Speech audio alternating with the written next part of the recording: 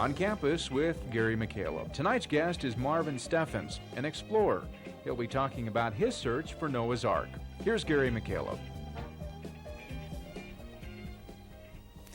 On campus today, we're pleased to welcome Marvin Steffins, President of International Expeditions, who has just returned on September the 1st from a recent trip to Turkey. Thank you for being with us today. Good to be back with you, Gary. Tell us a little bit about the purpose behind this last trip to Turkey, because actually this is your 6th trip. Is that correct? I think that's correct. And basically this year we had planned to take back a group of rather prestigious scientists. In fact, we made application earlier this year than ever before, way back around the first of the year. And we had in the group Dr. John Noakes, who was with us in '83, who's director of the isotope lab at the University of Georgia, Dr. Lambert Dolphin from Stanford Research Institute with his associate geologist Tom Yetter, Dr. James Strange, who's a biblical archaeologist, many years working in Israel, and Dean of the School of Arts and Letters at the University of South Florida. And it was our intent to go back, first of all, preliminarily in May, to check out the relationships we might sustain with some of the scientists in Turkey. Up to now, we've done most of this kind of unilaterally. Probably the most famous of our group is Jim Irwin. We invited him back in 1978 in his first journey. That's the former astronaut. Astronaut, that's right. And he was unable to get on the mountain. None of us were. I wasn't with the group at the time. I came involved in 1979.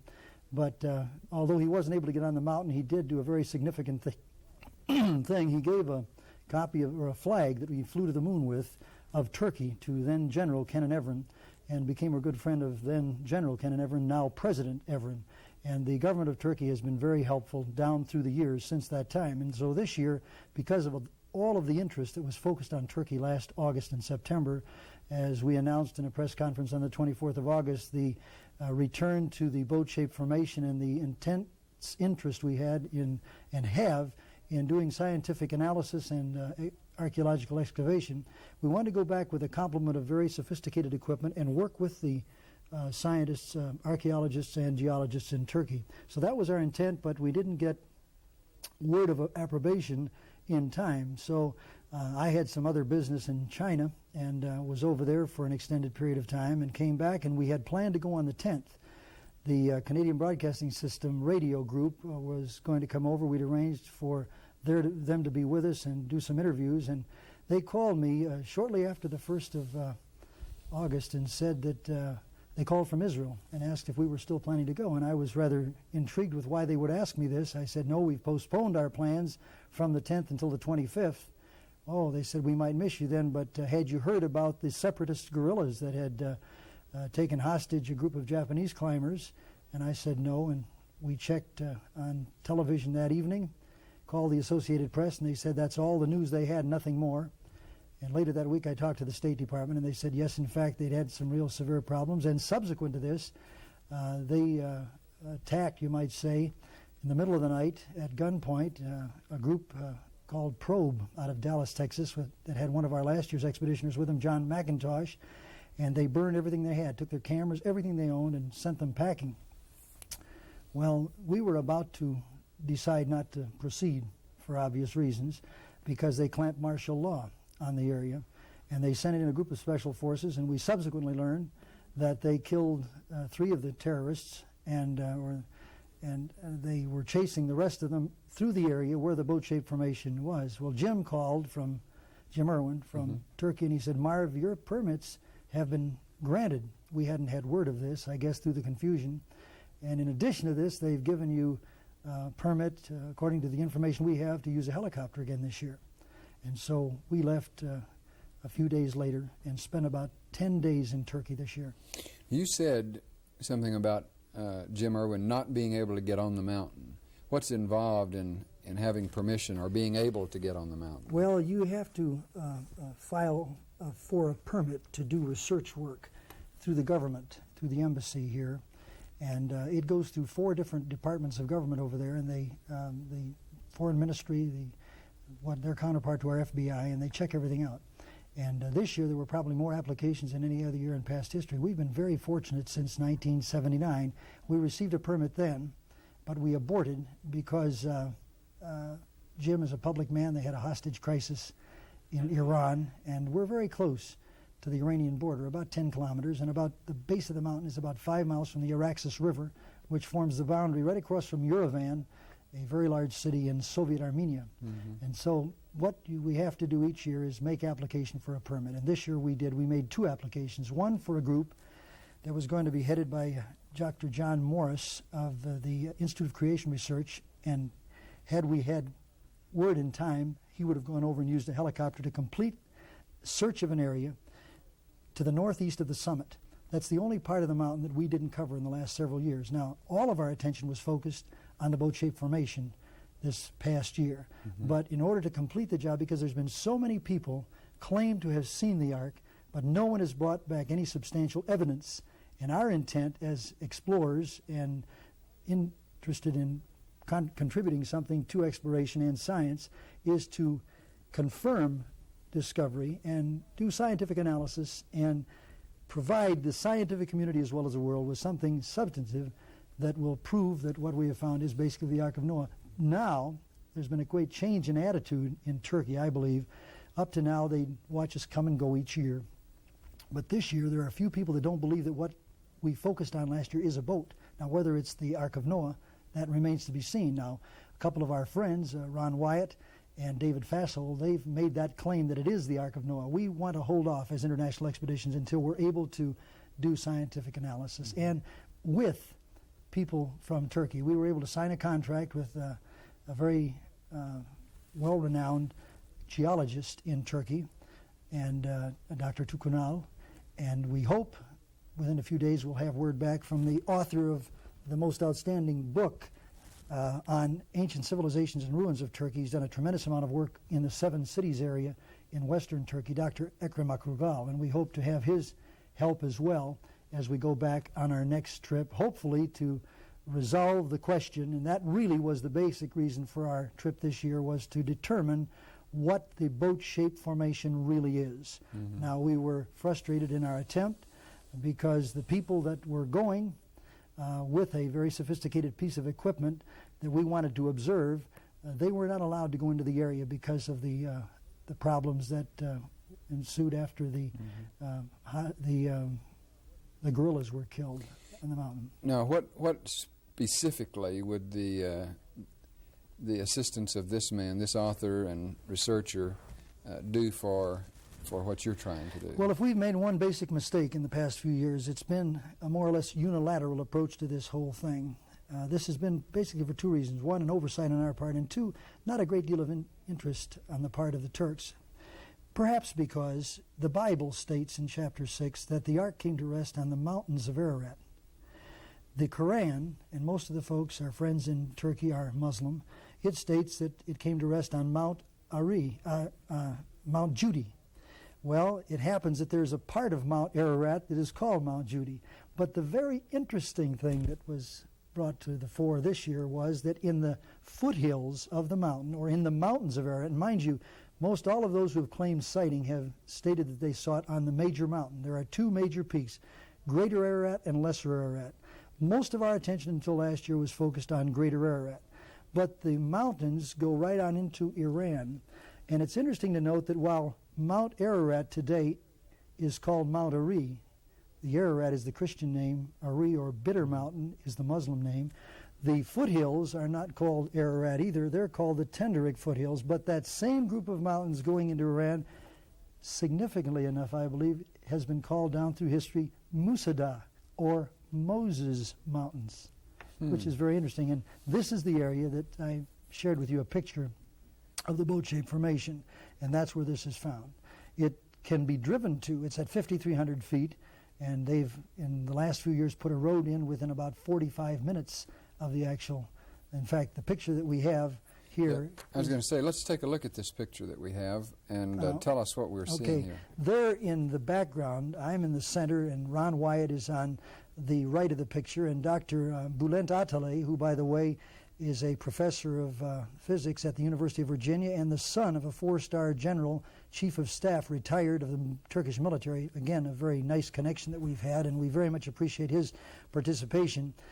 Over my head there in the middle, you'll see the boat-shaped formation. Now, when the picture was first taken of that in 1959, a captain in the Turkish military had taken the picture from what we might call a U-2, or a high-flying aircraft. He went on to go to school at the University of Ohio, or Ohio State University, and it was developed and sent there to a professor of photogrammetry, and along with a preacher, went over, got permission, and went to the site. They didn't find any wood.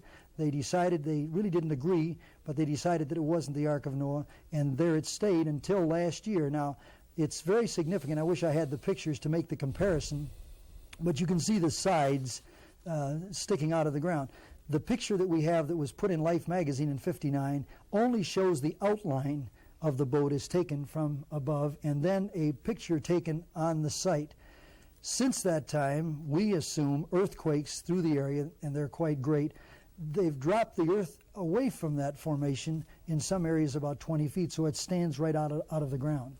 And that's where we're focusing most of our attention, and that's where we wish to be able to return with the proper permission to do scientific analysis with proper scientists, both Turkish and American.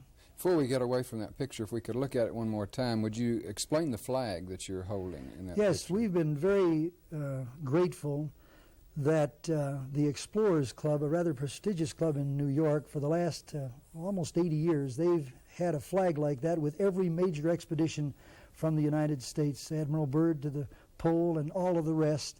They've carried that flag, and now for the third year, they've given it to us to carry. We initially became involved with the club, actually through another expedition, and this has been hitting the news all over the world in the last few days, and we're very pleased that Bob Ballard discovered the Titanic. We had our press conference there at the club.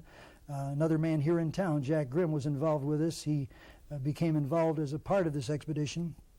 And Lowell Thomas, who's a great patron of the club, now deceased, he directed the work that we did there in 1980-81, I believe. Now, the site of this picture, is that on Greater Ararat, the picture we were looking at there? No, it's across the valley. It's across the valley in what is called today the Tendrick Foothills. And this, up to now, has never had to have any permit to get into. You've always had to have a permit to get on Ararat because of the military situation there. This year we didn't get in basically because martial law was established through the area because of these separatist guerrillas and the unfortunate experience that some of our people had. And I might add also, last year prior to going to this location, it was our intent to use a helicopter to go into one area, about 20% of the mountain, northeast of the summit, where most of the people who have said they have seen the Ark have pointed to. Unfortunately, no one has been able to come up with any really conclusive proof. And so Jim Irwin, who's quite a mountain climber, he was intent on going back there to just settle the question this year. And by the way, this year the meltback on Ararat is probably greater than it's been in the last 20 years. So we were very excited about doing the two things, settling the situation there at the boat-shaped formation, and also going back into that area and forever settling whether or not there was anything in that area. He got to the top, to the summit, and through a misunderstanding was unable to proceed. So he returned to the base, went to the general, got permission, but left his team up, which included one of our men, Bob Stuplik from Colorado, and one of the fellows, a pilot with Frontier Airlines, which was also with them, got pulmonary edema, and they had to bring him off the mountain. And so by the time they got down, it's quite an interesting situation. It's not like just people say to us, well, my goodness, if the Ark of Noah is there on the mountain, why don't you just go to it and settle the matter once and for all? Well, the weather, as I indicated on the program last year, is phenomenal. You can go from 70 or 80 degrees down to 20 degrees, even down to 0 in a few hours, something like your northers that come through Abilene here. And then the winds will run up to 100 miles an hour. And so it's not just like going back to the same place. We found a very interesting formation with a map on it that was found many years ago and then really lost. No one could get back to it. And we have pictures of it that a student from here at Abilene Christian took, a former student, a graduate, who's now a missionary in Greece. And we couldn't find it the next day because the clouds had come in so thick that we could hardly see the nose in front of our face. Goodness. So it's the largest landmass in the world. And it's a very unusual mountain during the month of August because the three glaciers are melting back. There's great movement. Jim Irwin was hit in the head by a boulder. They call them widowmakers, and fell about 300 feet in 82, almost lost his life. So it's not just like... We need to take a break. I'm sorry, we need to take a break for just a minute. We'll come back and continue to visit as we are with Marvin Steffins. What is the ACU difference? For Greg Holt, senior drama major from Hearst, it's the faculty. I'm very satisfied with the education I've received here. Not only have I learned a lot from some of these professors, but what makes it so nice is that they're Christians who care about me and are willing to spend time and talk to me as a person. The ACU Difference can make a difference for you. For more information, call 674-2000.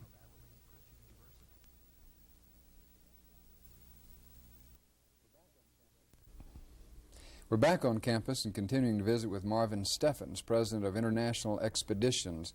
And we're talking about his recent return from a trip to Turkey as they continue to search for the site of Noah's Ark.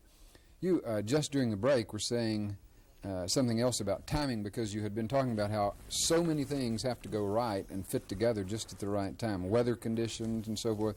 And you were talking about being fortunate to have been delayed. Well, that didn't really have to do with the weather, No. Gary. That had to do with the press situation there this year. Last year, as you know, the focus of world attention for several days was on our activities there. In fact, it was alleged that we had taken artifacts of great significant historical interest of Turkey from the site. And of course, this was all proven wrong, and we were given an affidavit stating that the samples that we gave had been received and we had nothing of historical value, except that we had a great interest in returning. This year, because we hadn't received word until the last minute that our permits had been granted, we were late in getting there to the country, and we hit right during the Muslim holiday. And of course, everybody's traveling. Well, we had a group of 10, and really 11, and so only 3 could get passage on the plane from Ankara, the capital, to Erzurum, which is the last place the plane stops before you get to the mountain and the Soviet-Iranian border. Well, we let 2 of the, one couple from Birmingham and a gentleman that's been a great patron and stockholder in our group, Kenneth Frampton from England, he went on, and the rest of us took an 18-hour bus ride. We rented a bus and took a long ride. Well, this put us 1 day late. Well, the day we didn't get there, we're told that Tom Gerald of ABC 2020, and we expect something on there, we think, in the next few weeks, CBS, CBN, and a couple of independent producers had all been given to believe, I am told by Connie Muse of CBN, because he returned from the site to the hotel we were in before we left, and they had all gone thinking they had an exclusive. And when you get a lot of media like that, it becomes a free-for-all. And so there were a lot of things that went on, and a good bit of confusion, we're told, and we're very happy that we missed that. We did get out to the area, and as I indicated earlier, we were able to contract with a top geologist to work with us in the future, and we hope that we'll get the #1 archaeologist as well to present a very objective report, both of those men. The one, the geologist, has already gone on record. I have a copy of a newspaper article where he states that he doesn't really believe that the area of Ararat is the place where the Ark of Noah came to rest, which is understandable because he's a Muslim, and the Quran says it's on Mount Judy. But with that kind of a background, we feel that he'll be able to present a very objective report, and we want to do the same thing with our scientists from the States here so that we can provide this to the scientific community. And if we find that it was a boat or wasn't, most people think it is, and it was not the Ark of Noah, then in God's timing, if we continue, and there's a question mark there, I don't feel that we will proceed beyond going into that final area on the larger mountain and the boat-shaped formation. If it's not found there, we'll turn our attention to something else. And we do have some other rather exciting things we hope to do in Turkey. What would you like to find there? In other words, in order to confirm the site to your satisfaction, is there something in particular you're looking for, or that you would like to find that you'd think would establish that scientifically? Yes, and I think that we have scientific instrumentation today that can without a doubt establish just exactly what is there. The land raider will go down at increments and show exactly what is under the site without digging. Then we'll do some core drilling. There's been some done, and there's been some very interesting things said, but we don't want to even repeat them at this point because we don't want them attributed to international expeditions until we can have the proper scientists make those claims. In other words, we want them on the scene. But that's basically what we'd like to do. We'd like to present facts and establish through scientific analysis exactly what that site is. You said earlier that there had been more applications by groups to come to this area this year than at any previous year.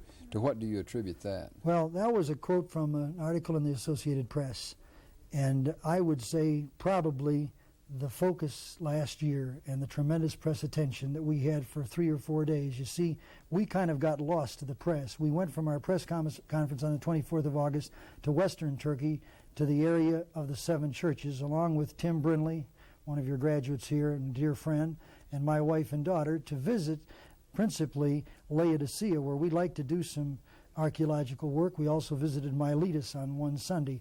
Then we return and, quote, the press found us, and the allegation that they had made that were carried in all the papers that we had certain things, that was pointed out by the authorities to be totally false. But I think that probably that's the basic reason. Plus, there's a tremendous interest in Noah's Ark around the world. Noah wasn't just the father of us Christians. He was the father of the Muslims and the Arabs, the Jews, and everyone else. Do all of these groups have a spirit of cooperating and working together, or are they all competing against each other to be the group that makes the, quote, discovery? Well, that's an interesting question, and I'd have to respond that there's a certain amount of competition. We've tried to stay away from that. That's why I said the timing was so good for us. We didn't get involved in that this year, and we don't want to be involved in that. We don't want to get involved in that at all. I would be thrilled to death if we got word tomorrow that someone had found the Ark of Noah. We have a 90-minute adventure documentary that we did with on-camera host Joseph Cotton, and all we need is to complete it with the announcement of the discovery and some pictures. We did the same thing with another personality on the Titanic, and we may get some footage from what Bob Ballard and those are doing, because the people of the world have had a great deal of interest focused on those 2 boats, and of course from the biblical background and from the Christian's point of view, that's where most of our interest lies as far as the Ark of Noah is concerned. When one group goes, is there a cooperative distribution of information that one scientific or one expedition group shares with the other groups that may be going, or do they all work off of their own private information? Well, I wouldn't say all, because some of them are even foreign groups, but the American groups, it's been pretty generally cooperative. We publish a report each year on what we do, and last year we've got to attribute, as we've done in our report, the focus that was made on this by our group to Ron Wyatt, an anesthetist from Tennessee. He brought our attention. We have another explorer in our group whose wife has written a couple of very outstanding works on Noah's Ark, In Search of Noah's Ark and Has Anyone Really Seen Noah's Ark? And there's a chapter in there on the boat-shaped formation, but everybody had just pretty much put it to one side because of the report that was made back in 1950. And last year we focused attention on it again, and I think this was the attention that most of the people noted, and many of those that came this year, they go for 2 reasons to Mount Ararat. They go to climb, which has nothing to do with the Ark, and then they go in search of the Ark of Noah. And there are a number of groups, and I wish I could say that everyone was totally cooperative and there wasn't a spirit of competition, but unfortunately there are those who feel perhaps even called of the Lord to be the ones that discover it. Our interest, I've often said, is like Eliezer of old when he was out looking for the bride for his master. The word says, the Bible says, I being in the way, the Lord led me. Well, we want to just get in the way that the Lord has for us, and if he chooses at his timing, because as a very famous archaeologist once says, God's timing is perfect, and in his time he'll let it be known. We have people say to us, well, why do you continue searching and spending this money? Why don't you just quit? You haven't found it thus far. Well, we feel until we've exhausted every possibility, and I would add, we've had the cooperation of a lot of wonderful people, because where we, some of us have put about $250,000 in this over the last several years, all of the monies that are expended right now are given to us in grants and in tax-deductible gifts. With the spirit of competition going on, it makes me wonder if there's some kind of reward or pot of gold waiting for the group that will have the recognition that says this is the group that discovered it, or this is the group that confirmed the site factually or scientifically. Are there particular things that will accrue to that group? Let me draw a parallel. When we began with the search for the Titanic, we engaged the services. Our agent was William Morris, one of the largest in New York, and they said if you can establish the location of and be able to present pictures of the Titanic, what they're doing right now, they said that could be worth $100 million at the box office, because the world would be very intent. There's been 4 or 5 major motion pictures done on the Titanic, and I think the same parallel can be drawn on Noah's Ark. While we're not out there to make a buck, certainly as it's found, for Turkey in particular, it'll be a boon, because tourists from all over the world will come into that area to see that particular site. The fact that the area you're searching in is tucked right up into the corner, right by Iran and the Soviet Union, does that make it even more politically sensitive than if it had been just over more in western Turkey? Or? Well, I think militarily especially it's a sensitive place, because as you know, the problems between the Armenians and the Turks, and there's the Araxes River separating Soviet Armenia with Turkey, and there are Armenians that claim that that is their homeland. And then, of course, there's no love lost between the Americans, shall we say, and the Ayatollah. And I would have to say that, in my opinion, the Turkish government doesn't identify too closely with some of the things that are going on in neighboring Iran. That is also a rather ticklish area politically or militarily. Do you feel in any way that you are having to deal with more obstacles or resistance being an American group than exploration groups from other countries might be having to There have been Americans that have said that, but I would say absolutely not. We've had the help of Dr. Kasim Gulek, a friend, almost a patron, and Jim and I were discussing it this year. He has been a great source of encouragement, and he's the elder statesman of Turkey. 4 times he's been minister of one of the ministries. He was president of the NATO Council in Europe. He was head of the Korean Commission. He's a very outstanding, beautiful gentleman.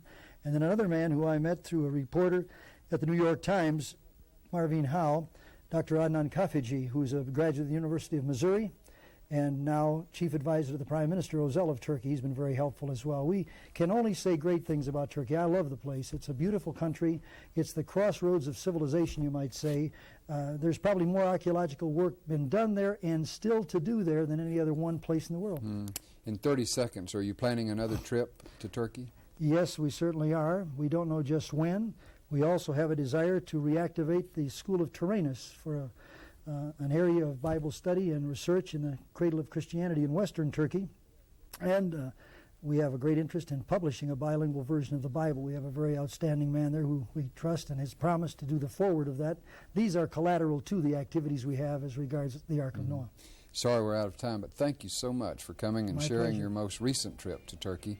We wish you the very best in your continued explorations in that area as well as in the other areas. And thank you for being with us on campus with Marvin Steffins.